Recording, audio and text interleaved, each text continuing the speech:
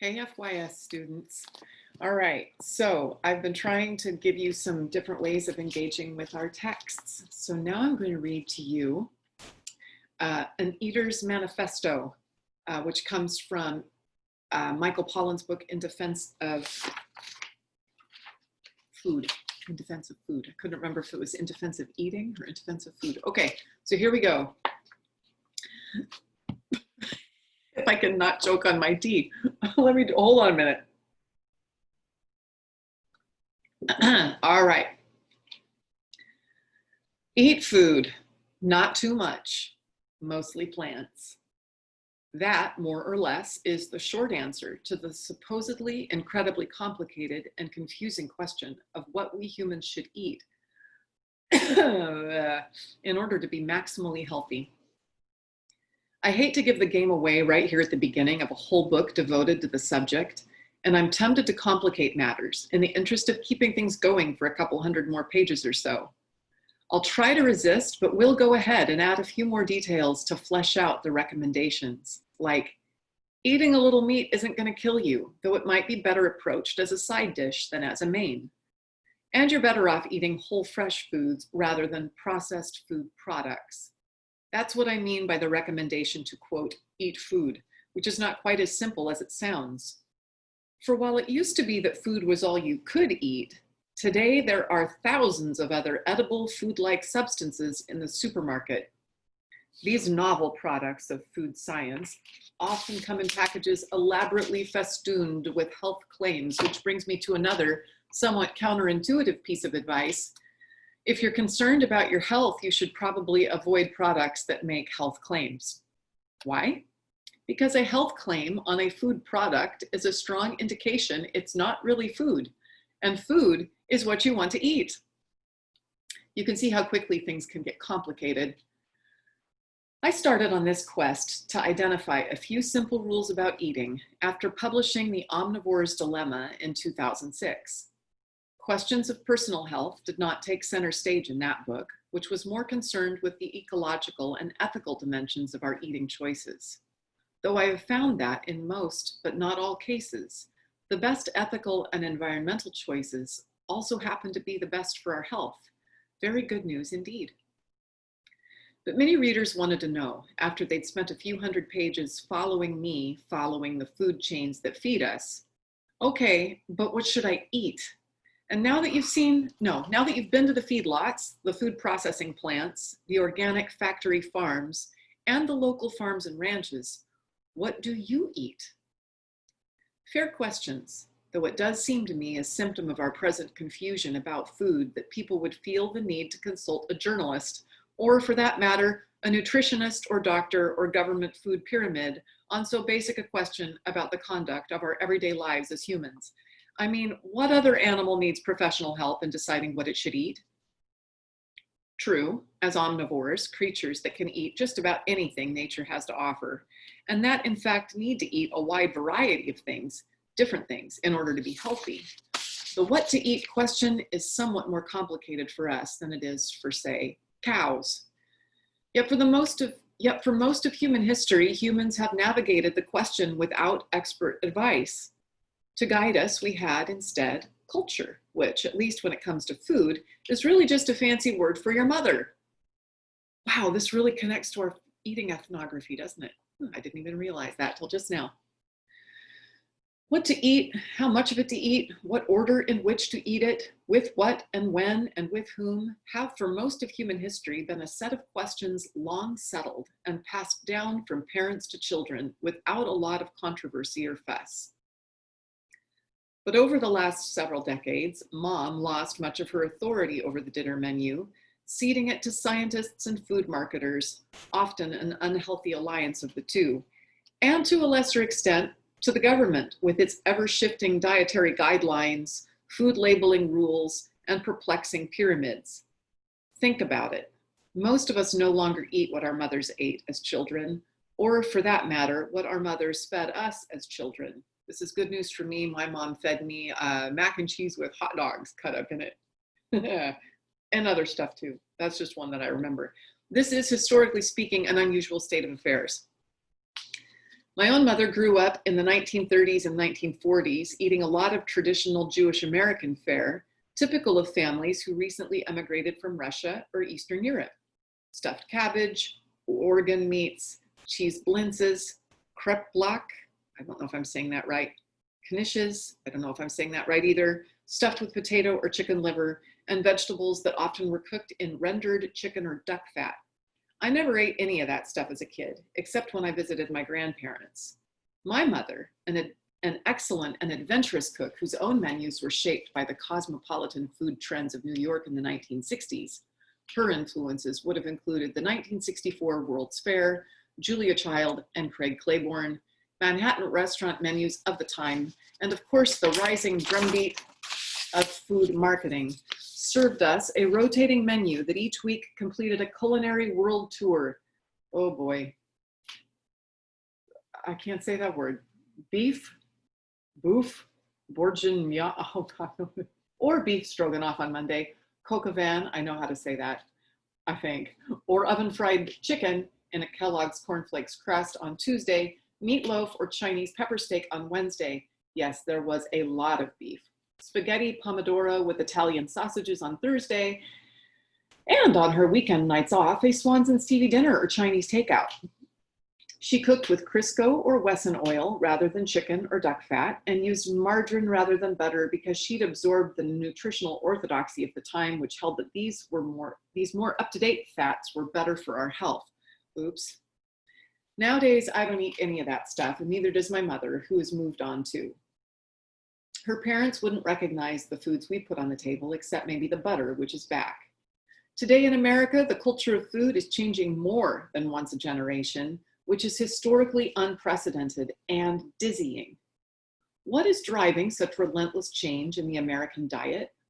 One force is a $32 billion food marketing machine that thrives on change for its own sake. Another is the constantly shifting ground of nutrition advice that, depending on your point of view, is steadily advancing the frontiers of our knowledge about diet and health, or is just changing its mind a lot because it is a flawed science that knows much less than it cares to admit. Part of what drove my grandparents' food culture from the American table was official scientific opinion, which, beginning in the 1960s, decided that animal fat was a deadly substance. And then there were the food manufacturers, which stood to make very little money from my grandmother's cooking because she was doing so much of it from scratch, up to and including rendering her own cooking fats. Amplifying the latest science, they managed to sell her daughter on the virtues of hydrogenated vegetable oils, the ones that we're now learning may be, well, deadly substances. Sooner or later, everything solid we've been told about the links between our diet and our health seems to get blown away in the gust of the most recent study. Consider the latest findings. In 2006 came news that a low-fat diet, long believed to protect against cancer, may do no such thing. This from the massive, federally funded Women's Health Initiative, which has also failed to find a link between a low-fat diet and the risk of coronary heart disease. Indeed, the whole nutritional orthodoxy around dietary fat appears to be crumbling, as we will see.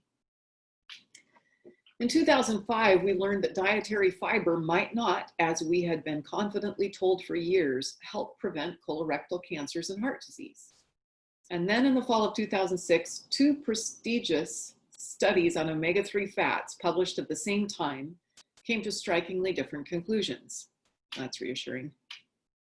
While the Institute of Medicine at the National Academy of Sciences found little conclusive evidence that eating fish would do your heart much good and might hurt your brain because so much fish is contaminated with mercury, a Harvard study brought the hopeful piece of news that simply by eating a couple of servings of fish each week, or by downing enough fish oil tablets, you could cut your risk of dying from heart attack by more than a third. It is no wonder that omega-3 fatty acids are poised to become the oat bran of our time. Oat bran, by the way, is one of those things that was a huge dietary fad.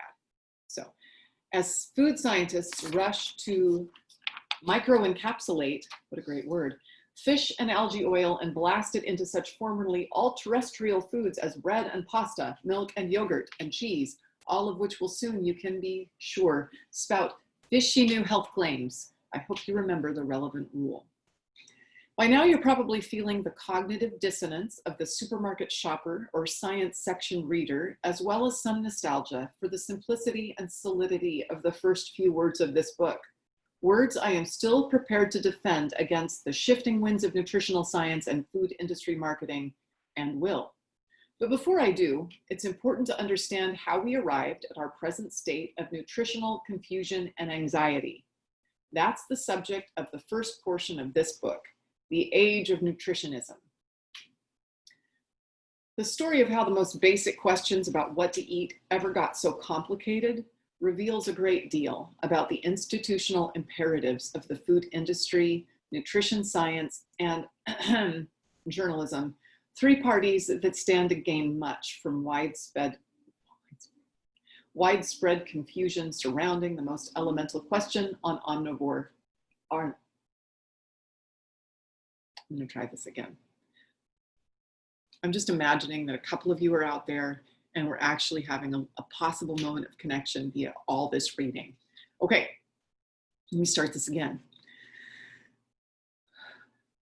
It's a long sentence, Michael. The story of how the most basic questions about what to eat ever got so complicated reveals a great deal about the institutional imperatives of the food industry, nutrition science, and journalism.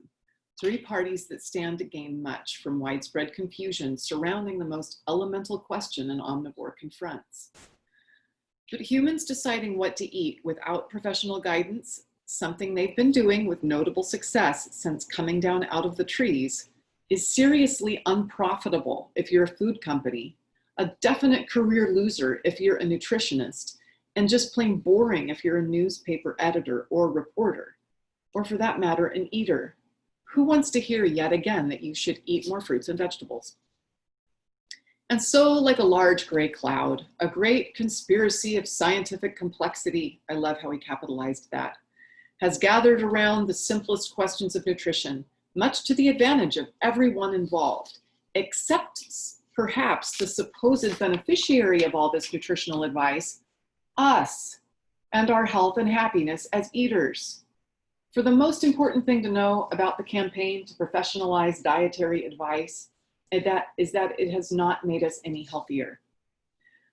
To the contrary, as I argue in part one, most of the nutritional advice we've received over the last half century, and in particular, the advice to replace the fats in our diets with carbohydrates, has actually made us less healthy and considerably fatter. My aim in this book is to help us reclaim our health and happiness as eaters. To do this requires an exercise that might at first blush seem unnecessary, if not absurd, to offer a defense of food and the eating thereof.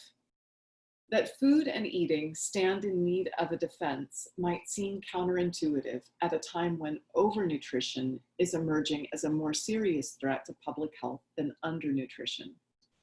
But I contend that most of what we're consuming today is no longer, strictly speaking, food at all. And how we're consuming it, in the car, in front of the TV, and increasingly alone, is not really eating, at least not in the sense that civilization has long understood the term. Oh boy, John Anselm Brillat Savarin, the 18th century gastronomist, drew a useful distinction between the alimentary activity of animals which feed and humans who eat or dine, a practice he suggested that owes as much to culture as it does to biology. But if food and eating stand in need of a defense, from whom or what do they need defending? From nutrition science on one side, and from the food industry on the other, and from the needless complications around eating that together they have fostered. As eaters, we find ourselves increasingly in the grip of a nutritional industrial complex comprised of well-meaning, if error-prone, scientists and food marketers only too eager to exploit every shift in the nutritional consensus. Together, and with some crucial help from the government, they've constructed an ideology of nutritionism that, among other things, has convinced us of three pernicious myths: that what matters most is not the food, but the nutrient; that because nutrients are invisible and incomprehensible to everyone but scientists, we need expert help in deciding what to eat, and that the purpose of eating is to promote a narrow concept of physical health. Because food in this view is foremost a matter of biology, it follows that we must try to eat scientifically by the nutrient and the number and under the guidance of experts. If such an approach to food doesn't strike you as the least bit strange, that is probably because the nutritionist thinking has become so pervasive as to be invisible. We forget that historically people have eaten for a great many reasons other than biological necessity. Food is also about pleasure, about community, about family and spirituality, about our relationship to the natural world, and about expressing our identity. As long as humans have been taking meals together, eating has been as much about culture as it has been about biology. That eating should be foremost about bodily health is a relatively new and I think destructive idea. Destructive not just of the pleasure of eating, which would be bad enough, but paradoxically of our health as well. Indeed, no people on earth worry more about the health consequences of their food choices than we Americans do, and no people suffer from as many diet-related health problems. We are becoming a nation of orthorexics, people with an unhealthy obsession with healthy eating. If you look down at the bottom of the page, he defines that word, orthorexics, from the Greek ortho, right and correct, and exia, appetite, right appetite. The term was first proposed in 1996 by the American physician Stephen Bratman. Though orthorexia is not yet an eating disorder recognized by the Diagnostic and Stats Manual of Mental Disorders, academic investigation is underway. Okay, now back up to Pollan's main narrative. The scientists haven't tested the hypothesis yet, but I'm willing to bet that when they do, they'll find an inverse correlation between the amount of time people spend worrying about nutrition and their overall health and happiness. This is, after all, the implicit lesson of the French paradox. It's my cat. So called not by the French, but by American nutritionists who can't fathom how a people who enjoy their food as much as the French do and blithely eat so many nutrients deemed toxic by nutritionists could have substantially lower rates of heart disease than we do on our elaborately engineered low-fat diets. Maybe it's time we confronted the American paradox, a notably unhealthy population preoccupied with nutrition and diet and the idea of eating healthy. I don't mean to suggest that all would be well if we could just stop worrying about food or the state of our dietary health. Let them eat Twinkies. There are, in fact, some very good reasons to worry. The rise of nutritionism reflects legitimate concerns that the American diet, which is well on its way to becoming the world's diet, has changed the ways that are making us increasingly sick and fat. 4 of the top 10 causes of death today are chronic diseases with well-established links to diet: coronary heart disease, diabetes, stroke, and cancer. Yes, the rise to prominence of these chronic diseases is partly due to the fact that we're not dying earlier in life of infectious diseases, but only partly. Even after adjusting for age, many of the so-called diseases of civilization were far less common a century ago, and they remain rare in places where people don't eat the way we do. I'm speaking, of course, of the elephant in the room whenever we discuss diet and health, the Western diet. This is the subject of the second part of the book, in which I follow the story of the most radical change to the way humans eat since the discovery of agriculture. All of our uncertainties about nutrition should not obscure the plain fact that the chronic diseases that now kill most of us can be traced directly to the industrialization of our food, the rise of highly processed foods and refined grains, the use of chemicals to raise plants and animals in huge monocultures, the superabundance of cheap calories of sugar and fat produced by modern agriculture, and the narrowing of the biological diversity of the human diet to a tiny handful of stable crops, notably wheat, corn, and soy. These changes have given us the Western diet that we take for granted: lots of processed food and meat, lots of added fat and sugar, lots of everything, except vegetables, fruits, and whole grains. That such a diet makes people sick and fat, we have known for a long time.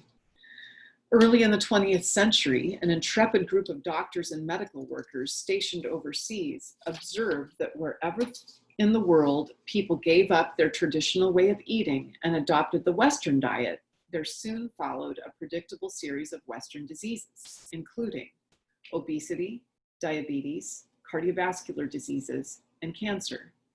They called these the Western diseases, and though the precise causal mechanisms were and remain uncertain, these observers had little doubt these chronic diseases shared a common etiology, the Western diet. What's more, I need a drink of tea.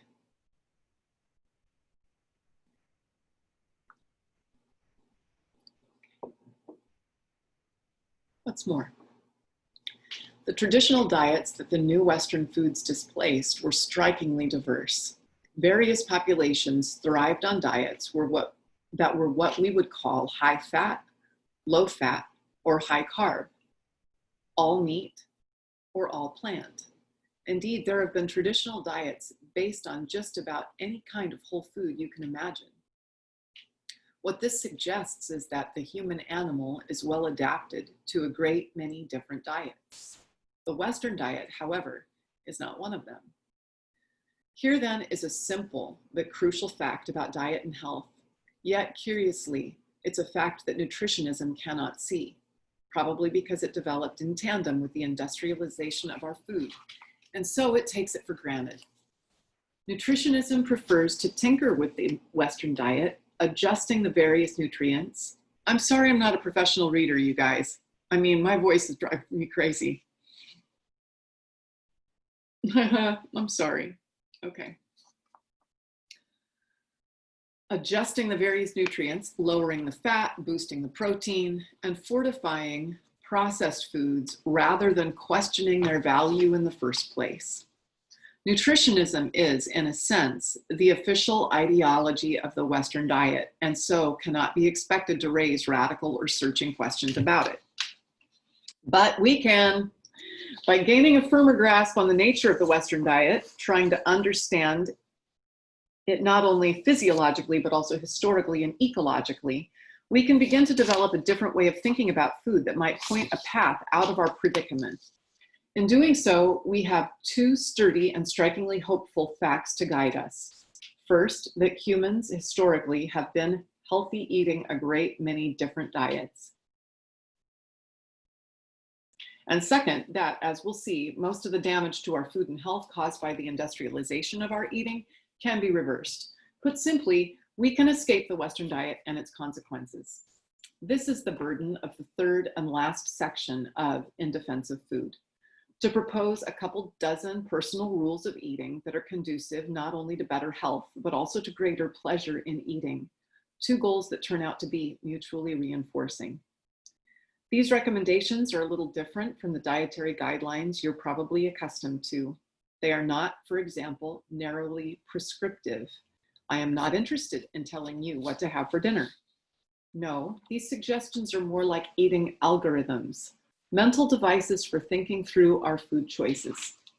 Because there is no single answer to the question of what to eat, these guidelines will produce as many different menus as there are people using them.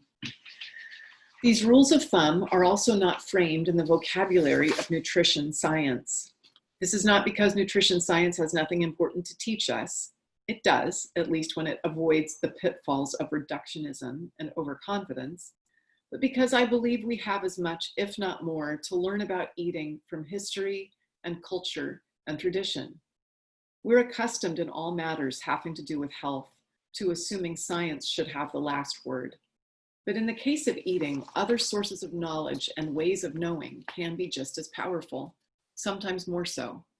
And while I inevitably rely on science, even reductionist science, in attempting to understand many questions about food and health, one of my aims in this book is to show the limitations of a strictly scientific understanding of something as richly complex and multifaceted as food. Science has much of value to teach us about food, And perhaps someday scientists will solve the problem of diet, creating the nutritionally optimal meal in a pill. But for now and the foreseeable future, letting the scientists decide the menu would be a mistake. They simply do not know enough. You may well and rightly wonder, who am I to tell you how to eat? Here I am advising you to reject the advice of science and industry and then blithely go on to offer my own advice. So on whose authority do I purport to speak? I speak mainly on the authority of tradition and common sense.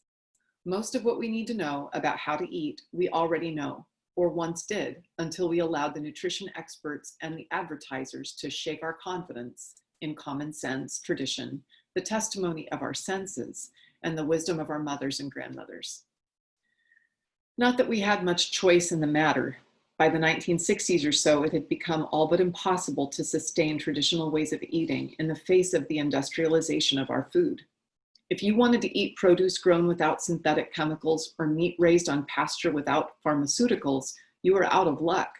The supermarket had become the only place to buy food, and real food was rapidly disappearing from its shelves to be replaced by the modern cornucopia of highly processed food-like products. And because so many of these novelties deliberately lied to our senses with fake sweeteners and flavorings, we could no longer rely on taste or smell to know what we were eating. Most of my suggestions come down to strategies for escaping the Western diet.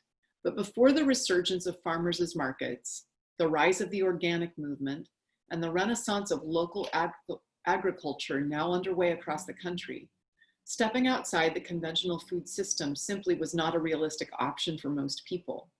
Now it is. We are entering a post-industrial era of food. For the first time in a generation, it's possible to leave behind the Western diet without having also to leave behind civilization. And the more eaters who vote with their forks for a different kind of food, the more commonplace and accessible such food will become. Among other things, this book is an eater's manifesto, an invitation to join the movement that is renovating our food system in the name of health. Health in the very broadest sense of that word. I doubt the last third of this book could have been written 40 years ago, if only because there would have been no way to eat. No way to eat the way I propose without going back to the land and growing all your own food. It would have been the manifesto of a crackpot. There was really only one kind of food on the national menu, and that was whatever industry and nutritionism happened to be serving. Not anymore. Eaters have real choices now, and those choices have real consequences for our health and the health of the land and the health of our food culture, all of which, as we will see, are inextricably linked. That anyone should need to write a book advising people to eat food could be taken as a measure of our alienation and confusion, or we can choose to see it in a more positive light and count ourselves fortunate indeed that there is once again real food for us to eat. I'm so happy. I thought I had one more full page to read, but really it's just the photocopy machine printed me a blank one. Okay, look at this. Look what we just did. Can you see all those papers? Anyway, yeah, we just finished reading a lot. Michael Pollan, In Defense of Food, the introduction, called An Eater's Manifesto. I hope that helped. Bye.